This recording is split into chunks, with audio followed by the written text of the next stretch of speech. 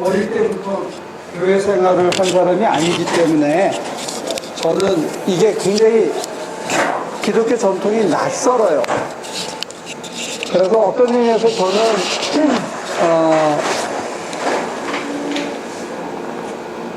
신학을 전부 영어로 외워져 있고, 또 하나는 이거를 우리말로 풀라고 애를 썼어요.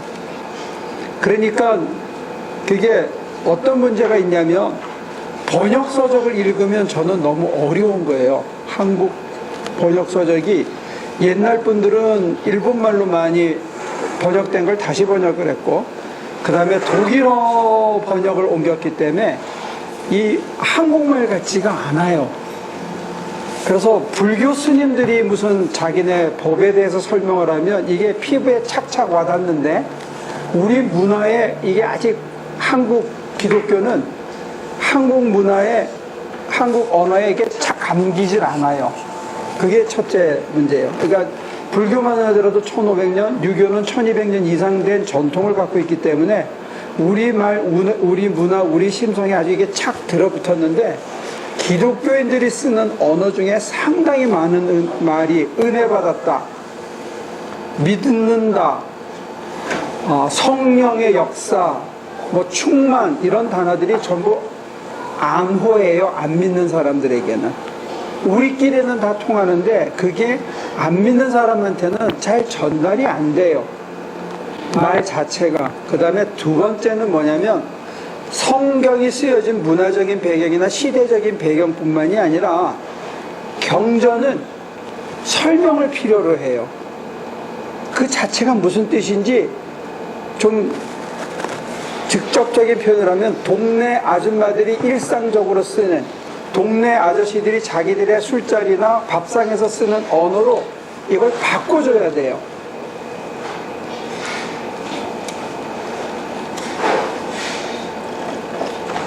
안 그러면 말은 서로 하는데 이게 피부에 차가닥 달라붙어서 이해가 안 돼. 이게 차가닥 달라붙지 않으니까 모티베이션을 못 주는 거예요. 그러니까 서로 아는 것처럼 말은 하는데 이게 서로가 커뮤니케이션이 안 되고, 교회에 다니는 사람들끼리만 아는 언어고, 교회도 교파에 따라서 하는 말의 의미가 다른 경우가 많아요. 그러니까 첫째는 우리 문화가 아니고, 두 번째는 그 말 자체가 믿는 사람들끼리만 통용되는 언어에 가깝다는 거. 그리고 세 번째 더 중요한 거는 문법이 달라요. 신학의 문법하고 성경의 문법하고 일상 언어의 문법이 다르기 때문에, 그 비트겐슈타인이라는 사람이 뭐라 그러냐면, 예를 들어서 저처럼 고등학교 때 담치기를 하는 사람은 정문은 그거는 담장이고 저한테는 넘어가는 담이 문이에요. 무슨 말인지 이해가 되겠어요? 그래서 우리끼리 야 뒷문에서 만나자. 그럼 어디서 만나요? 담벼락에서 만나는 거예요. 저기 벽 있는 데로 가지 말고. 그러면 뭐 우리끼리는 다 알아. 아는 그 친구들끼리. 근데 다른 사람들은 모르고 선생님도 무슨 소리 하는지 모르죠. 이게 이제 언어의 언어. 언어는 기능에 따라 의미가 결정돼요. 그게 문법이에요. 어떻게 쓰이고 어떤 역할을 하느냐에 따라서 의미가 결정돼요. 그래서 스님들이 쓰는 의미 중에 하나가 갑자기 몽둥이를 때린다든지 손가락으로 이렇게 가리킨다든지, 이게 언어예요. 직지인식. 말이 설명이 안 될 때 이렇게, 예를 들어서 부자 청년이 찾아왔어. 영생을 얻고 싶어 왔잖아요. 그래서 네가 계명을 아느냐? 그때 계명을 제가 다 지켰습니다. 그래? 그러면 너는 가서 네 재산을 팔아서 가난한 주에게 주고 나를 따르라. 설명이 없어. 왜 그러는지에 대한 이유에 대한 설명이 없어요. 그게 바로 직지인심이에요. 지가 해봐야 알아. 몇 날 며칠을 고민하고 그거를 갖다 팔 때 아까운 마음과 스트럭을 해야 되고, 그 다음에 그걸 나눠줄 때 사람들이 감격하는 거에 대해서 깨닫고, 돌아섰을 때 하나님의 위로를 받고 이 모든 과정을 딱 한마디로 얘기하셨거든요. 너는 가서 팔아서 나눠주고 와서 나를 따르라 그랬던 거예요. 그거는 그 말의 의미를 알려고 그러면 어떻게 해야 되느냐? 어떻게 해야 되죠? 말해보세요. 시엄마. 어떻게 해야 그 의미를 예수님이 하시는 말씀을 알아듣겠어요? 응? 직접 해봐야. 직접 해봐야 이신전심을 알고 선생님이 왜 그 얘기를 했는지 알아요. 그래서 신앙이라는 게 우리가 페이스라 그러잖아요. 신앙은 추구, seeking, 이해, understanding, 이게 같이 가는 거예요. 머리로 이해한다고 신앙이 되는 게 아니고 내가 믿습니다 하고 가슴으로 마음으로 동의한다고 신앙이 되는 게 아니에요. 머리로만 되는 것도 아니에요. 근데 머리나 가슴이 없는 몸과 발로 추구해. 몸으로, 발과 다리로, 팔로 다 해. 근데 머리가 빈 사람들이 있죠. 이런 사람들을 열광주의자라 그래요. 그냥 뭐 하자 그럼 그냥 몸뚱아리 벌써 갔어. 근데 자기가 여기 왜 왔지? 아무한테도 설명도 못하고 자기도 이해를 못하는 사람들이 있어요. 그래서 신앙은 내 가슴이 뜨거워서 마음을 다해 하나님을 사랑하는 거지만 동시에 목숨을 바쳐야 되는 거예요. 마음을 다하고 뜻을 다하고 힘을 다하고 목숨을 바치는 게 같이 가는 거예요. 그래서 신앙은 추구하는 면, 몸을 다 던지는 투신. 그래서 캐톨릭에서는 이걸 투신이라고 번역해요. 헌신, 디보션이라고 우리 몸을 굉장히 강조하는데 개신교에서는 믿음 이것만 강조해요. 근데 믿음과 투신은 나눌 수가 없어. 오빠 믿어? 그러면 믿어. 그러면 타. 그러면 어떻게 해야 돼요? 어? 오빠 나는 오빠 믿는데 오토바이는 싫어. 그러고 안 타. 그러면 안 믿는 거라고 그건. 오빠 믿어. 그러면 올라타야 돼. 그 다음에 책임지는 거야. 지가. 그래서 제가 우리 교회가 뭘 추구하는지도 얘기해 드려야 될 것 같고 25년 동안 하나님께서 저를 어떻게 다듬어 봤는지도 궁금해. 그래서 이거를 여러분들과 같이 나도 공부를 한번 해보고 싶은 거예요. 25년 전에 강성도는 이런 믿음을 가지고 끌려왔었는데 25년이 지나서 보니까 내가 많이 변했더라고. 저의 25년의 발자취가 여기에 담겨 있습니다. 그래서 앞으로 여러분들과 얼마나 더 같이 있을지는 모르지만 가는 동안에 이 방향을 제시하고 저도 또 앞으로 혹시 하나님께서 25년을 더 살게 해준다면 사도신경 해설 제2판을 만들 때 어떻게 될까 궁금한 게 있어요. 오케이? 자, 그러면 우리 하나교회가 추구하는 거는 뭐다? 성서적 기독교. 성경을 문자적으로 이해하는 것은 아니지만 우리들에게 가장 중요한 것은 성서의 가르침대로 사는 게 제일 쉽고 편하고 내게 의미 충만한 인생을 살게 해준다.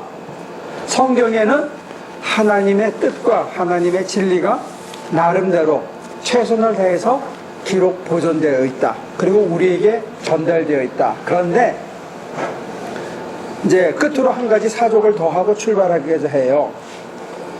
이제 우리 예를 들어서 우리 유인이가 이제 5살인가?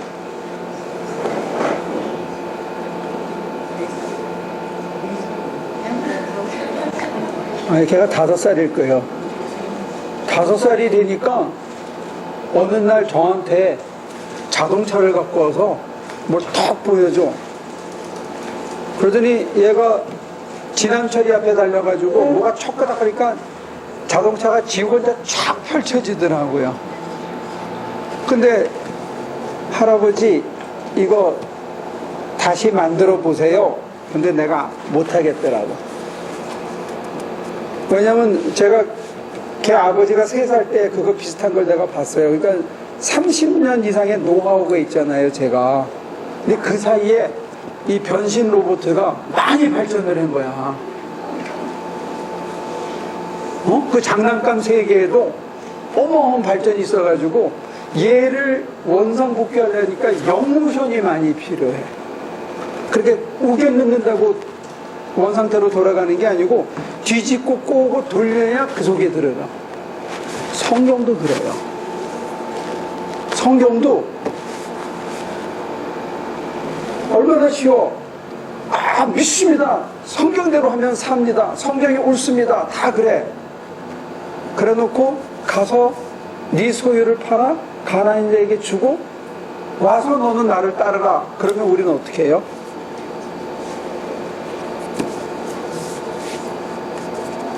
속으로 뭐라 그래요? 너나 하세요 그러잖아요. 왜? 내가 더 똑똑한 거야. 주님이 뭘 몰라서 그렇게 하지. 나는 딴 거 아는데 돈 가지고도 얼마든지 예수 잘 믿을 수 있는 길이 있는데 왜 그렇게 난리를 떠세요? 이런 게 있는 거예요.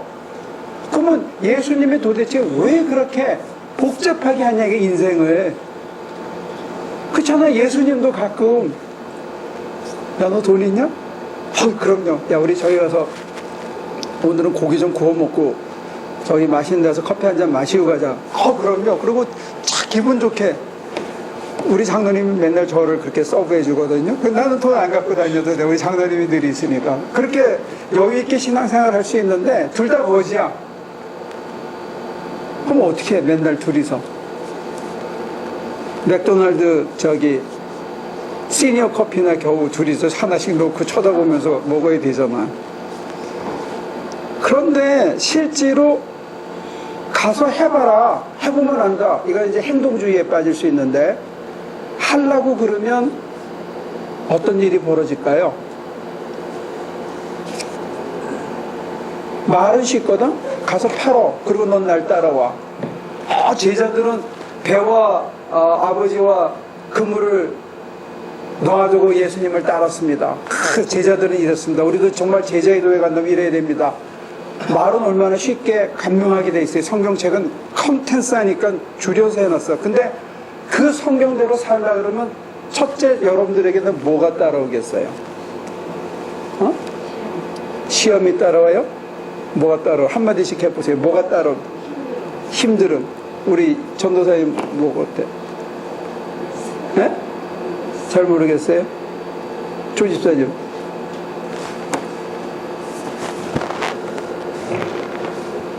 우리 교회는 성경 공부 시간에 막 물어봐요.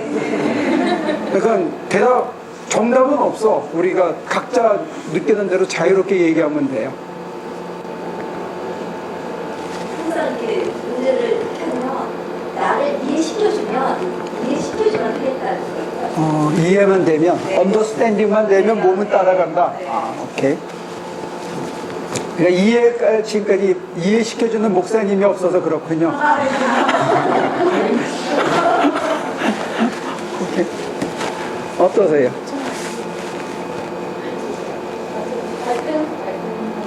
충분히 납득시켜주지 않았다. 내가 충분히 납득하고 그렇구나 지적으로 동의하고 가슴이 움직이게 누군가가 충분히 그렇게 못해줬다. 거기에 대한 갈증을 얘기하시는 거예요. 오케이. 저는 가서 해보려니 할 수가 있는 게 없어서 자괴감이 들더라. 오케이.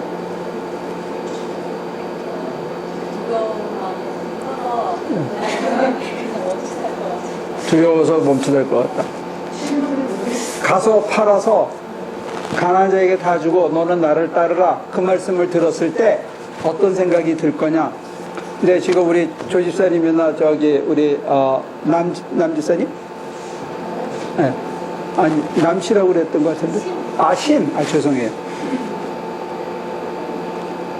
예수님이나 예수님의 제자인 목사님들께서 자세히 충분히 설명을 잘해서 나도 충분히 알아듣게 해줘서 아, 그렇구나. 내가 동의가 됐으면 아마 했었을지도 모르고 지금쯤은 동양 그릇 들고 다닐지도 모르겠다. 그렇게 얘기해요.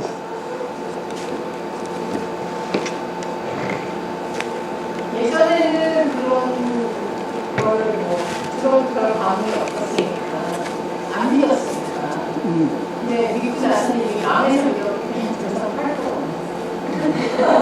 아, 얼마나 다행인지 모르겠다. 오케이. 우리 유정이 아빠는 어떻게 생각해? 나는 그래도 시험은 이해는 하고 그래야겠다는 마음은 되겠지만 속으로는 반대에 대한 생각들이 시험에 대한 생각들이 좀 들어요. 이것마저 달라고 그러냐? 쫀쫀하게. 아무것도 없는데 너무 마음속에 시험을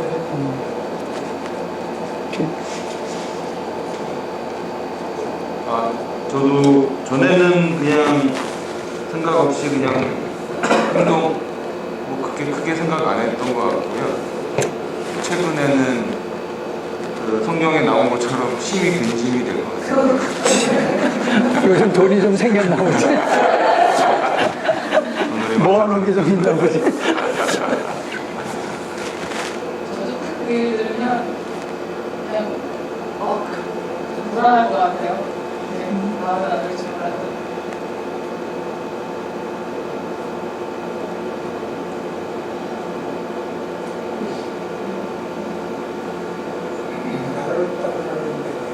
일단 재산을 다 팔아주고 그 다음에 따르라고 했죠. 그 소리를 예수님한테 딱 들었다. 그러면 기분이 어떠실까요? 항상 우리가 고민하는 문제 중에 하나인데 제 생각 같아서 일단은 다르죠. 다른데 누구나 맞으니까 그 다음에 일어나는 2차적인 문제들은 성경이 하나님께서 하지 말라는 부분만 아니면은 그걸 인정하면서 다른 게 아닌가 생각합니다. 오늘은 어떻게 생각하십니까?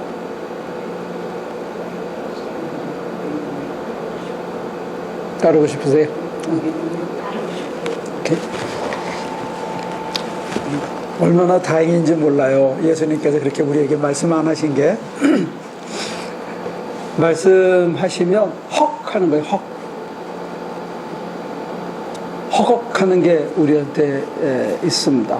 근데 예수님께서 도대체 자세한 설명 없이 왜 그렇게 얘기하셨을까? 그거는 사실은 신비예요, 신비. 이 신비를 더듬으면서 따라가는 게 신앙생활인지도 몰라요. 그러니까 불가지론에 빠지는 건 아니지만 우리가 인간이 아무리 노력해도 하나님의 뜻은 모른다 이렇게 되면 불가지론에 빠지는데 듣는 순간 무슨 뜻인지 잘 모른다는 거예요.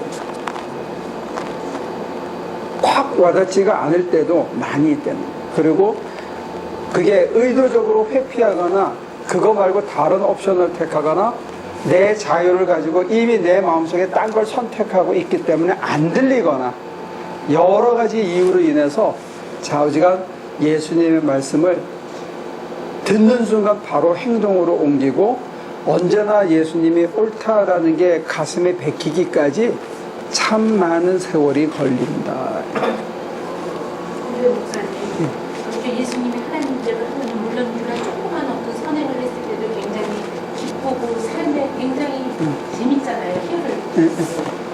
그런 거는 알겠어요. 목사님 그렇게 다 하면 얼마나 기쁘고 행복할까. 사람들이 같이 하는 거. 그러는데 그 뒤에 그 아무래도 그 힘들음이 좀 쫓아올 때는 다른 면으로 그거를 견딜 수가 있을까요? 그게 이제 크레딧이 쌓이면 견딜 수 있는데 크레딧이 쌓이기까지 하나님에 대한 크레딧이 별로 크레딧 점수가 안 높아 우리한테. 하나님 한 780점 정도 돼야 되는데 알기는 알 것 같은데 그게 참 어려워. 분명히 그렇게 하면 행복하고 이런 거는 아는데 그거가 안 돼. 예를 들어서 이번에 우리가 저 교회를 고칠 때 헌금이 우리가 생각한 만큼 안 들어왔잖아요. 그런데 일단 일이 시작이 됐어 하면서 우리가 선교비를 보냈어요. 근데 이 선교비가 제때 안 넣고 있는 거야. 그래서 지붕을 머티리얼을 더 사서 이걸 끝내자, 이렇게 빨리 비 오기 전에. 그래서 그걸 했더니 이 사람이 갑자기 집어넣었어, 2,000불을. 그래서 바운스가 났잖아. 그래 은행에 갔더니 한 주간을 그냥 돈을 다 돌려줘. 옛날 같으면 그냥 바운스를 내야 되는데 요즘은 일단 은행에서 돈을 내준대요. 그리고 일주일 안에 갚으라는 거야. 그게 어디서 갚아? 에? 어떻게 됐을 것 같아? 그럴 때 굉장히 힘드시지 않아요? 어디가 힘들어요? 목사님. 내 건가? 내 거 아닌데 내가 뭐 힘들 게 있어. 우리 같은 사람은 어쨌든 저기 아픈 제임스도 있고 일단은 제임스가 모래도 잘 내기고 애들을 좀 다녀야지 일단은 얘가 좀 이렇게 안정되고 그러니까 그런 것도 그렇고 그런 여러 가지가 힘들더라고요. 쟤를 위해서, 너를 위해서나 물론 나를 위해서 내가 그런 거를 표현하게 하기 위해서 좀 갖고 있어야 되겠죠. 저기에 누가 도네이션을 잔뜩 해가지고 애들이 여기서 컴퓨터로 막 올려가지고 테레비 사러 오고 침대 사러 오고 해가지고 980불인가를 디파짓을 했어. 그래가지고 마지막에 300불 모자라는 거는 장로님이 넣고 해가지고 그 월요일 되니까 이게 딱 해결이 되고 그날 이제 몇백 불이 남아서 목사님들을 우연히 한국에서 오신 목사님들을 한 10분 정도 오셨길래 저하고 우리 남장로님, 남성의 전도사님, 전태호 집사가 모여서 회의를 하고 있는데 그 사람들이 있어가지고 이제 우리 넷이 고민을 했어. 저 사람들 밥을 우리가 대접할 거냐 말 거냐. 왜? 교회는 돈이 없다. 개인적으로도 돈이 없다. 그래서 고민을 했지. 그랬더니 이제 장로님이 자기가 내겠다고 그러더라고요. 이거는 개인이 할 문제는 아니다. 그래서 이제 우리가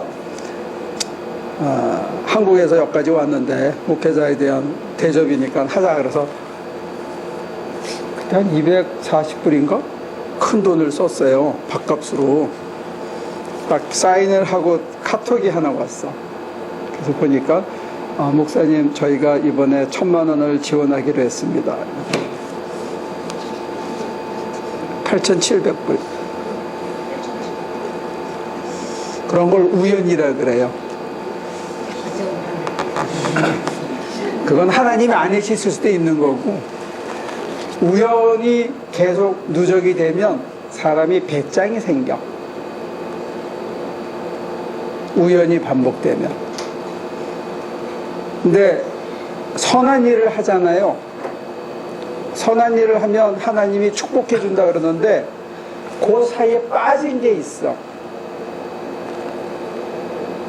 이거는 안 가르쳐 주더라고. 아까 제가 우리 유인이 얘기를 왜 했냐면 변신 로봇을 이렇게 영모션으로 꼬아서 돌려야 들어간다 그랬잖아요. 선한 일을 하고 밭을 팔아서 하나님께 드리면 어떻게 되느냐? 뭐가 따라오느냐? 개고생이 따라와요. 쪽팔림이 따라와요. 바운스가 따라와요. 그리고 나서 채워주시는 그 기다림의 시간이 있어요. 근데 그거를 내가 허둥대면서 내가 할 거냐? 내가 뭐 고민할 게 뭐 있어. 어차피 내 능력으로 안 되니까 하나님 알아서 하고 못하면 할 수 없는 거지. 이렇게 개기고 버틸 거냐? 그거는 여러분들의 결단이에요. 시킹이에요, 여기는. 그건 여러분들의 선택이에요. 저는 그걸 여러분들에게 강요할 수는 없어요. 다만 저는 아까 여러분들한테 대답했듯이 이게 하나님 거라면 하나님이 알아서 할 일이고 나는 어떻게 한다? 재료가 떨어졌으니까 뭐 한다? 쉬자. 안 그래도 팔다리가 아프고 다 죽겠는데 이가 어쩔 수 없이 쉬는 거야. 잘 됐다. 대신 재료 있을 때는 죽으라고 해야죠. 이게 달라지는 거예요. 가치관에 따라 행동 양식이 달라지는 거예요. 그게 페이스 전이에요. 근데 이거를 모든 사람에게 동일한 방식으로 강요할 수도 없고, 나는 이렇게 하니까 나를 따르라 이렇게 할 수도 없는 거고, 사람마다 다 달라요. 천차만별이고, 수준이 자기가 걷고 있는 생의 스텝에 따라서, 레벨에 따라서 다 다른 거예요. 그걸 일방적으로 할 수는 없어요. 그러나 제가 얘기하는 건, 여러분들이 헌금 생활 안 하고 11조 생활 안 하다가 갑자기 하면 돈은 반드시 모자라요. 절대로 안 남습니다. 남을 리가 없어. 옛날 선배들은 뭐 11조 생활하면 차고 흔들어 넘치게 이제 거짓말 하지 말라고 그래. 당장 모자랐는데 왜 남아? 다만 그렇게 하다 보면 안 쓰는 습관이 생기게 생각하고, 나보다 더 어려운 사람이 보이기 시작하면서 그 사람들에게 펼쳐지는 자기의 변화된 삶의 양식과 가치관이 바뀌기 시작하는 거예요. 그 영모션이 있다는 거예요. 그 성경이 설명해 주지 않는 빈틈이 있다는 거예요. 이 부자 청년이 갈등하고 고민했는데 바나바 요셉은 턱 갖다 바쳤다. 그건 말이 쉽지. 그래서 우리 성서학자들하고 디베이트를 많이 했어요. 그랬더니 성서학자들이 뭐라 하냐면 한 30년 정도 그렇게 하다가 그만뒀대. 초대교회에서 그걸 못했다는 거예요. 이기심 때문에. 그 중에 하나가 과부들 헬라인이냐 히브리인 출신 과부냐에 따라서 먹는 게 서로 다르게 나눠줬다는, 그것 때문에 집사를 세우는, 교회 조직이 생기는 이런 것들이 그런 내적 갈등과 암투의 기록이라는 거예요. 부드러워. 그리고 예루살렘이 멸망한 다음부터 흩어진 다음에는 조그만 수도 공동체에서는 있었지만 실제로 기독교 전체에서는 지각 공동체는 없었어요. 다만 누군가가 돈에 그렇게 구애받지 않고 개걸스럽게 살지 않는 한두 사람의 표상이 있어서, 아, 쟤는 좋겠다, 나도 한번 저렇게 살아보면 좋은데 하면서 내가 돈을 막 쓰려고 그럴 때 좀 긴장하고 돈 없다고 막 고민할 때, 아이 어떻게 되겠지 하는 그런 표상으로 우리 중에 대표 한 10명만 그렇게 살아주면 돼. 다 그렇게 살 수는 없고. 그러니까 여러분 중에 대표로 발탁된 사람은 재수가 없는 거야. 몇 사람은 재수가 없기를 바랍니다. 자, 25년 전 얘기로 돌아갑니다. 사도신경 다 여러분 외시죠? 첫 줄을 한번 외워볼까요?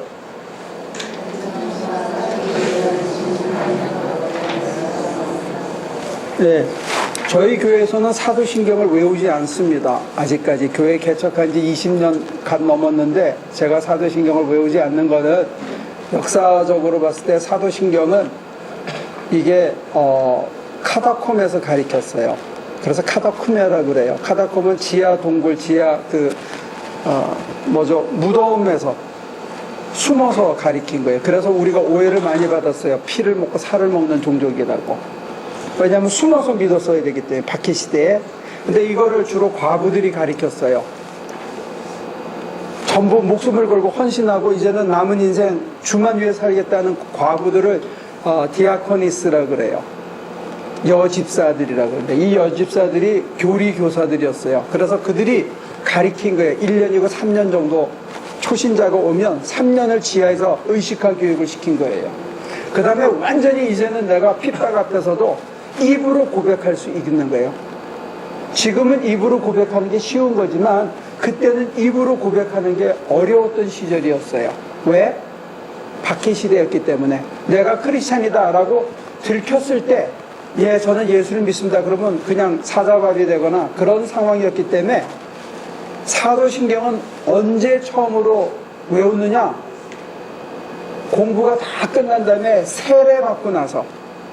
세례 받을 때도 지금하고 달리 이렇게 계단을 걸어 내려가고 계단을 걸어오게 했대요. 그래서 여기서 하얀 세마포 옷을 갈아입혀가지고 이 사람이 인도를 따라서 걸어 내려가는 거야. 그래서 물에 잠겨. 그 다음에 이쪽으로 올라오면 사람들이 반기고 닦아준 다음에 회중 앞에서 처음으로 이 전능하사 천지를 만드신 하나님 아버지를 믿사오며 이걸 고백하게 했다는 거예요. 그래서 여기를 걸어 내려갈 때 물속에서 나는 그리스도와 함께 죽고 나는 그리스도와 함께 산다 하는 것을 몸으로 확인시켜 준 거예요. 이걸 superficial, artificial death, 인위적으로 죽음을 맛보는 거예요. 여기서 물속에서. 이게 침례의 근원이에요. 그 세례가 굉장히 의미가 있었어요. 근데 세례를 문답을 공부한 다음에 세례를 받고 나서 제일 먼저 할 수 있었던 게 이거고 성찬에 참여하는 거예요. 그러니까 이게 굉장히 중요한 예식이 담겼고 의미를 강조하던 건데 지금은 개나 소나 다 외울 수 있게 된 거예요. 그래서 우리 교회에서는 이거를 아직도 제가 보면 죽을 수 있어요? 예수님 위해서? 이게 쉽지가 않거든요. 그런 사람들만 외우던 거예요, 이게. 그래서 저도 자신이 없어서 저를 포함해서 우리 교인 전체에게 우리 예배 순서가 간단하기도 하지만 안 집어넣었어요, 아직까지. 언제가 넣을 수 있는 날이 오면 참 좋겠어요. 이게 그렇게 어마어마한 의미가 담겨 있는 거예요. 사도신경은 컴팩트하게 우리가 뭘 믿는지 우리 신앙의 표준을 정리해 놓은 거고 동시에 더 중요한 의미는 이 표준을 통해서 새로운 뉴 카비넌트를 맺는 거예요. 뉴 카비넌트를 맺는 사람을 새로운 존재, 새로운 피조물이라고 불렀어요. 새로운 피조물이 되려 그러면 누구하고 계약을 새롭게 맺어요? 우리 주님하고 다시 계약을 맺어요. 내가 그의 신부가 되리라. 교회의 머리이신 우리 주님과 내가 서약을 하는데 이제는 내 안에 누가 살고 나는 죽고 내 안에 그리스도가 살았다는 서약을 하는 것이 이 사도신경이었다는 거예요. 이게 굉장히 중요한 의미를 갖고 있습니다. 혼인 서약하는 게 사도신경이고 우리가 이 혼인 서약을 매주 예배 때마다 되뇌이는 건 뭐냐면 하나님께 당신의 아들의 공로를 기억하여 주옵소서. 당신의 아들을 보내서 당신의 아들이 우리를 위해서 대신 죽었나이다. 아버지가 그의 공로를 기억하여서 우리를 불쌍히 여겨 주옵소서 하는 게 담겨 있어요. 동시에 나는 여기 이제 우리 번역에는 전능하사 천지를 만드신 하나님 아버지를 내가 믿사옵고 어떤 사람은 그런다르네. 금식하다가 귀신이 히크리크 보이면 짝대기 들고 전능하사 천지를 만드신 이건 무슨 주문처럼 외우고 그런다는데 그런 게 아니고 이거는 혼인 서약서라는 거예요. 영적 혼인의 서약서예요. 그래서 내가 뉴 커비넌트를 받아들인다는 거는 이제부터 뭐가 되겠다? 새로운 피조물이 되겠다. 새로운 피조물은 이제는 내가 밭을 의지하고 나를 의지하는 삶이 아니라 은혜를 의지하고 사는 인간이 되겠다는 서약이라는 거예요. 내 힘으로 사는 게 아니라 붙들려 살겠다는 거예요. 이끌려 살겠다는 거예요. 그래서 제가 25년이 지난 다음에 이걸 보니까 나라는 나의 결단을 강조한 게 25년 전이었다면 지금은 그 결단의 뿌리가 누구냐? 하나님이다. 하나님의 은혜로 내가 내 힘으로 할 수 없는 것을 하나님이 하게 하셔서 하나님과 더불어 겨우 할 수 있더라 하는 쪽으로 제가 바뀌었더라고요.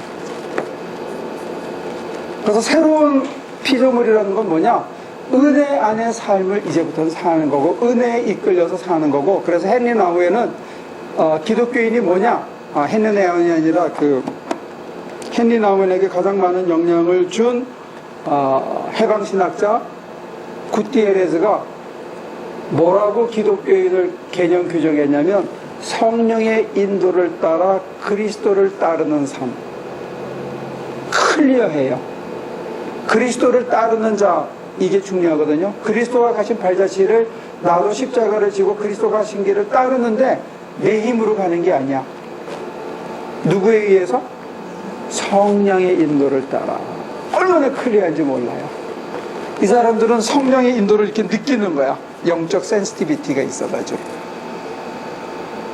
그러니까 저와 여러분들은 이게 변신하고 영모션을 해야 되는 게 뭐냐면 어떤 면에서는 지금 여러분과 저한테 제일 필요한 거는 영적 감각을 회복하는 거예요.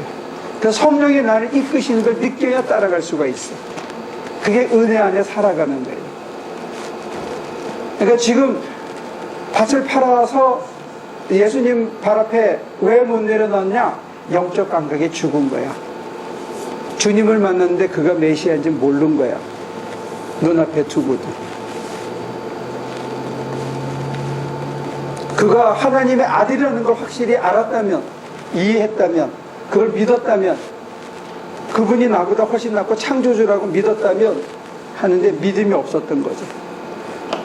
이제 여러분과 제가 새로운 계약을 내 가슴에서 오늘이라도 이제 여러분들이 여기서 감동을 받고 차 타고 내려가면서 그래, 이제는 내가 은혜 안에서 한번 살겠다. 하나님 날 도와주세요. 이제 내가 그렇게 하겠어요. 그러면 그 자리가 여러분들이 영적으로 혼인을 새로 하는 자리예요.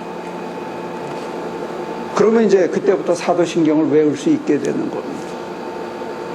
그러면 전능하사 천지를 만드신 하나님 아버지의 천지를 만드는 역사가 저와 여러분들의 삶과 영혼 속에서 다시 시작돼요. 새로운 창조가.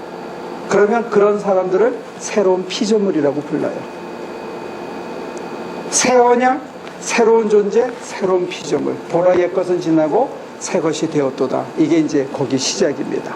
그래서 이 사도신경이 우리 신앙의 가장 중요한 에센스만 이렇게 코어만 스탠다드로서 지금 제시하고 있다. 그런 말입니다. 자, 질문 1. 사도신경은 어떻게 만들어졌습니까? 초대교회 지도자들은 이단으로부터 신자들을 보호했어야 돼요. 예수님이 제일 골칫거리였어요. 그 사람들한테. 왜냐하면 유대 배경은 유일신 사상이거든요. 신이 하나밖에 없어. 근데 예수님은 과연 이분이 누구냐? 사람이냐 신이냐? 근데 신이라면 왜 십자가에 매달려 죽냐? 이거 가지고 고민이 많았어요. 그래서 예수님을 신이다라고 사람들이 자꾸 얘기하니까 제자들이 아니야, 우리랑 같이 떡을 먹었어, 같이 잤어, 내가 십자가에 매달려서 고통스럽게 죽는 걸 봤어. 이거를 놓을 수가 없었어요. 십자가에 매달려 죽은 육신을 놓을 수가 없었어요. 두 번째 놓을 수 없었던 건 또 뭐냐? 내가 그리스도와 함께 고난받고 죽으면 어떻게 되리라? 그리스도와 함께 살리라. 그럼 내가 살기 위해서는 어떻게 돼야 돼요? 죽어야 되잖아요. 근데 누가 나보다 먼저 죽어야 돼? 예수님이 죽은 표가 있어야죠. 그의 레퍼런스가 있어야 나도 살 거 아니에요. 그러니까 고난의 시기에 예수님이 고난받았다는 걸 결코 놓을 수가 없어요. 을 자기 느꼈다는 거예요. 그래서 설명할 필요가 없었어요. 지금은 우리는 품성이 안 변해. 온유 이런 거는 거리가 멀어. 미움 이런 거 우리 거고, 성령을 안 받았기 때문에 성령의 열매가 안 나타나는 거예요. 성령이 마음껏 역사해도 영적 감각이 무뎌져서 그로 인한 감화 감각이 약해지는 거예요. 그래서 지금은 이 성령에 대해서 설명을 나중에 많이 해야 돼요. 영적 감각 회복을 위해서. 근데 지금 사도신경이 쓰여진 배경에서는 그렇다. 됐습니까? 창조자 하나님에 대해서도 간단해요. 근데 예수 그리스도 이분이 스캔들이야. 도대체 이분이 뭐냐를 설명한다고 이 사도신경, 콤퓨터 사도신경의 거의 80%, 79% 정도가 예수님에 관한 얘기였다. 자, 오늘 시간이 많지 않기 때문에 질문 2번까지만 합니다.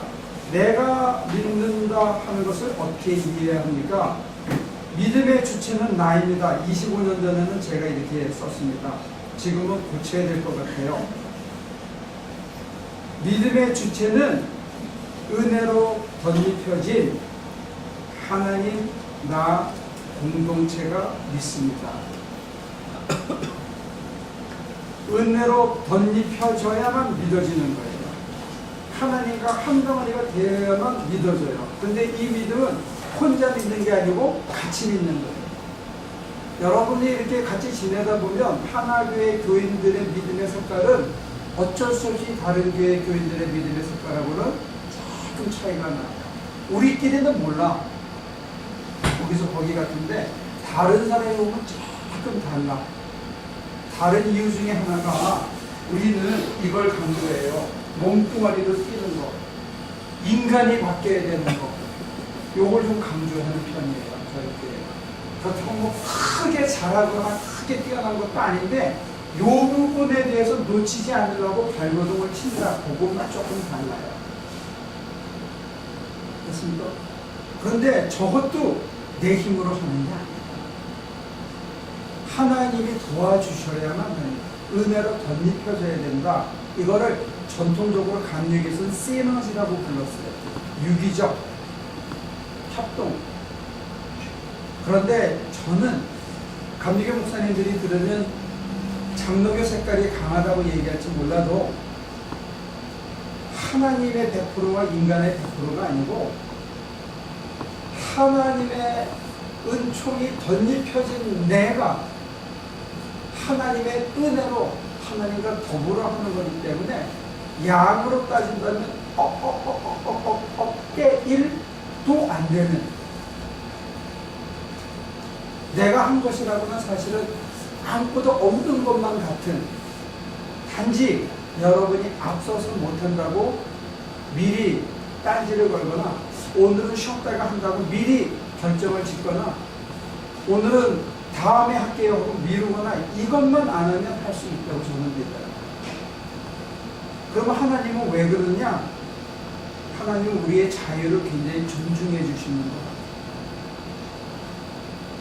그래서 여러분들이 미리 발버둥 치거나 미리 못한다고 얘기하거나 미리 앞서서 결정을 내리지만 않으면 하나님과 더불어 믿음을 갖는데 이 믿음은 은총으로 비롯되었고 은총으로 유지되고 은총으로 열매 맺을 수 있습니다. 그래서 이거를 이제는 이렇게 얘기하고 싶어요. 믿음이 뭐냐? 은총이 우리 안에서 친히 흐르게 하는 거. 이게 믿음인 것 같아요. 하나님이 하시게끔 그냥 하게끔만 하는 거야. 많이 달라진 거죠? 그게 이제 데살로니가 전서 5장인가에 보면 여러분들 내가 또 이 얘기를 또 시험을 항상 기뻐하라? 그건 안 해요. 쉬지 말고 기도해라?